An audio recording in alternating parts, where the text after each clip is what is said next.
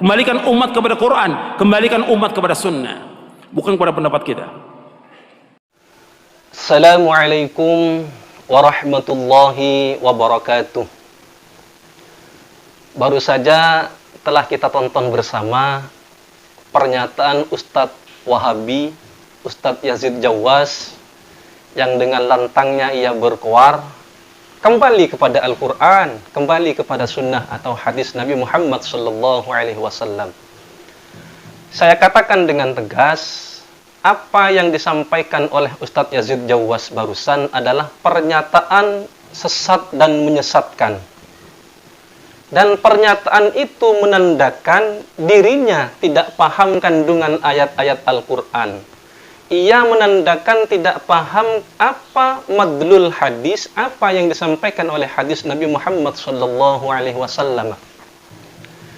Kalau memang Ustadz Yazid Jawas ini paham kandungan ayat Al-Quran dan hadis Nabi Muhammad SAW, maka sudah pasti ia tidak akan mengajak orang dengan suara lantang dan tidak laku itu untuk kembali kepada Al-Quran, kembali kepada sunnah atau hadis Nabi Muhammad SAW. Kita sebagai orang-orang ahlu sunnah wal jamaah meyakini bahwa sumber utama dalam Islam itu ada 4. Pertama adalah Al-Quran, kedua adalah hadis Nabi Muhammad SAW, yang ketiga adalah ijma' ulama, dan yang terakhir adalah qiyas. Ini adalah dasar atau sumber utama hukum dalam agama Islam.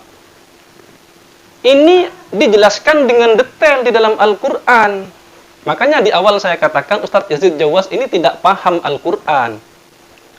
Di dalam surat An-Nisa ayat 59 Allah Subhanahu wa taala berfirman, "Ya ayyuhalladzina amanu atti'ullaha wa atti'ur rasul wa ulil amri minkum. Wa in tanaza'tum fi syai'in farudduhu ila Allah war rasul in kuntum tu'minuna billahi wal yawmil akhir dzalika khairun wa ahsanu ta'wila." Wahai orang-orang yang beriman, kata Allah, atiullah, taatlah kepada Allah, war rasul, dan taatlah kepada Rasulullah sallallahu alaihi wasallam. Wa ulil amri minkum, dan taatlah kepada ulil amri. Wa in tanaza'tum fi syai'in farudduhu ila Allahi war rasul. Kalau memang masih ada perselisihan terhadap sesuatu, farudduhu ila Allah war rasul, kembalikan kepada Allah dan Rasul. Ayat ini memberikan pemahaman kepada kita bahwa sumber agama dalam Islam itu ada 4. Pertama adalah Allah, yakni Al-Quran. Yang kedua adalah Rasul, hadis Nabi Muhammad SAW. Yang ketiga adalah ulil amri, ijma' ulama. Yang keempat, ketika masih ada perselisihan, dicari di dalam Al-Quran tidak ada, dicari di dalam hadis Nabi tidak ada, dicari dalam ijma' ulama tidak ada, farudduhu ilallah war rasul, kembalikan kepada Allah dan Rasul. Ini adalah qiyas. Pernyataan saya ini juga bersandar kepada apa yang telah disampaikan oleh salah satu ulama pengarang ilmu usul fiqh, yakni Syekh Abdul Wahhab Khalaf. Beliau mengatakan demikian dalam kitab Usulul Fiqh halaman 21 kalau tidak salah. Fal amru bi ita'atillah wa ita'ati rasulih amrun bittiba'il Qur'an was sunnah. Perintah dalam ayat tersebut untuk taat kepada Allah, untuk taat kepada Rasulullah adalah amrun bittiba'il Qur'an was sunnah. Perintah untuk mengikuti Al-Quran dan hadis Nabi Muhammad SAW. Wal amru bi ita'ati ulil amri minal muslimin amrun bittiba'i mattafaqa alaihi kalimatul mujtahidin minal ahkam. Perintah untuk taat, untuk patuh dan mengikuti ulul amri itu adalah amrun bittiba'i mattafaqa alaihi kalimatul mujtahidin minal ahkam. Perintah untuk mengikuti apa pendapat ulama yang sudah disepakati tentang hukum-hukum dalam Islam, yakni ijma ulama. Kita diperintah oleh Allah untuk taat kepada ulil amri. Siapa ulil amri? Dijelaskan adalah ulama yang telah bersepakat, berijma tentang hukum-hukum Islam. Lah kenapa kalau demikian? Li'annahum ulul amri at-tashri'i minal muslimin. Karena mereka ulama-ulama mujtahid lah yang tahu betul bagaimana hukum syariat ini terhadap orang-orang Islam. Perintah Allah Subhanahu wa taala.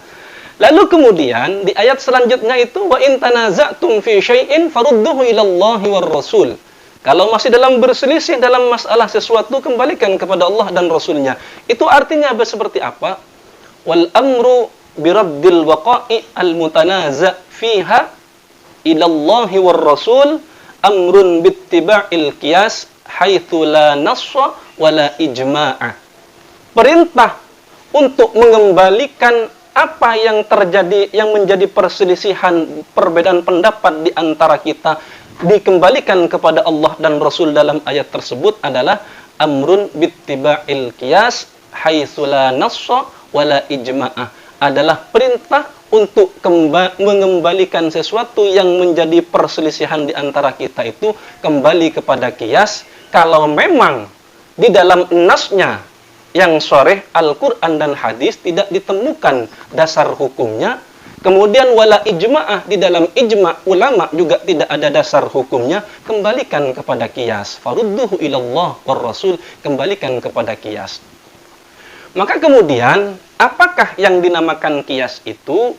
Di dalam kitab usul fiqh juga dijelaskan bahwa Ibnul Hajib ini berkata, qiyas itu adalah musawatul far'i al-asla fi illati hukmihi. Menyamakan hukum fara' kepada hukum asal di dalam segi ilat hukumnya. Artinya begini, contohnya qiyas ini. Sabu-sabu adalah haram, ekstasi adalah haram, putau dan sejenisnya haram hukumnya untuk kita konsumsi. Di dalam Al-Quran tidak ada ayat yang menjelaskan sabu-sabu.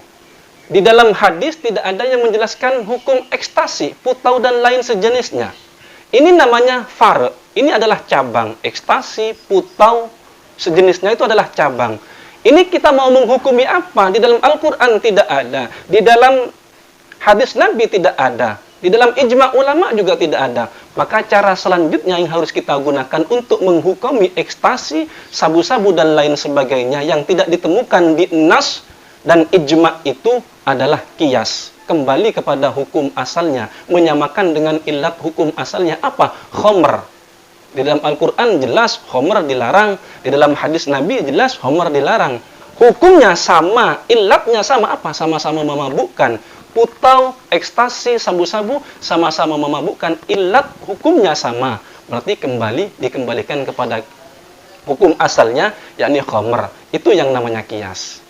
Maka kalau memang kemudian ustadz-ustadz salafi wahabi, termasuk Ustadz Yazid Jawas ini dengan lantang, dengan kuar-kuarnya mengajak orang untuk kembali kepada Al-Quran dan hadis, itu adalah pernyataan yang bodoh, sesat menyesatkan karena ia tidak paham apa kandungan Al-Quran, ia tidak paham apa yang di dalam hadis Nabi Muhammad SAW. Sekali lagi, jangan ikuti mereka karena mereka adalah ustadz yang sesat menyesatkan. Hadanallahu wa iyyakum ajma'in wal afwa minkum wallahul muwaffiq ila aqwamit thariq. Wassalamu alaikum warahmatullahi wabarakatuh.